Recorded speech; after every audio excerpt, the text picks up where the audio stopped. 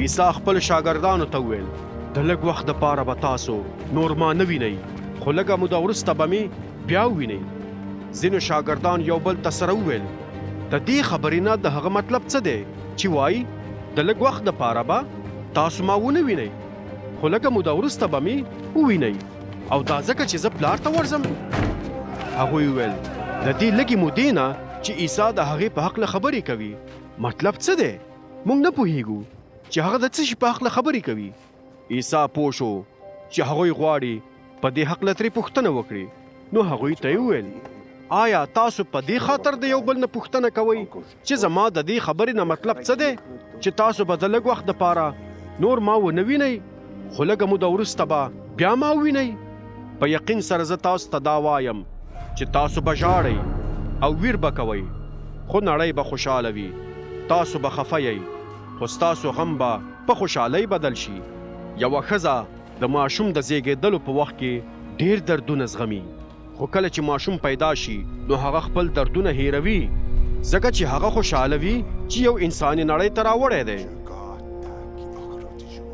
تاسو هم اوس غمجن یئ خو زه به بیا تاسو ووینم او زړونه به مو خوشحاله شي او هیڅوک نشي کولی چې دا خوشحالي ستاسو نه واخلي.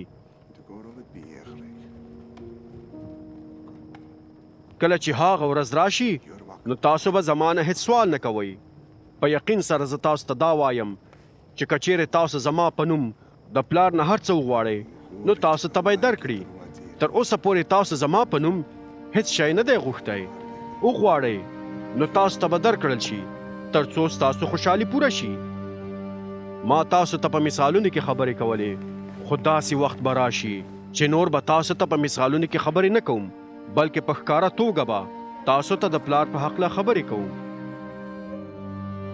کله چې هغه ورځ راشي نو تاسو به زما په نوم هغه ته سوال کوئ او ما ته به د دې اړتیا نه وي چې ستاسو په خاطر هغه ته خواست وکړم ځکه چې خپله پلار باندې تاسو ګران یئ ځکه چې زه په تاسو باندې ګران یم او په دې باندې تاسو ایمان راوړی دی چې زه د خدای لخوا راغلی یم. زه د پلار لخوا دې نړۍ ته راغلی یم او اوس نړۍ پرېږدم او پلار ته ورځم. بیا د عیسی شاګردان وویل ته اوس ښکاره خبرې کوې او د مثالونو نه کار نه اخلې. اوس موږ پوهیږو چې ته د هر څه نه خبرې او لازمه نه ده چې کوم څوک ستا نه د کوم شي په هکله پوښتنه وکړي. نو له همدې امله موږ ایمان لرو چې ته د خدای لخوا راغلی. عیسی هغوی ته وویل آیا تاسو اوس په ما باندې پوره ایمان لرئ؟ ګورئ هغه وخت را روان دی او بلکې را رسېدلی دی چې تاسو ټول به خواره واره شئ او خپلو کورونو ته به لاړ شئ او ما به یوازې پرېږدئ. خو بیا هم زه یوازې نه یم ځکه چې پلار را سره دی. ما دا هر څه د دې دپاره تاسو ته وویل تر څو په ما کې ارامي ولرئ. په دې نړۍ کې به تاسو ځورېږئ او کړېږئ خو زړور اوسئ ځکه چې زه په نړۍ باندې بریالی شوی یم.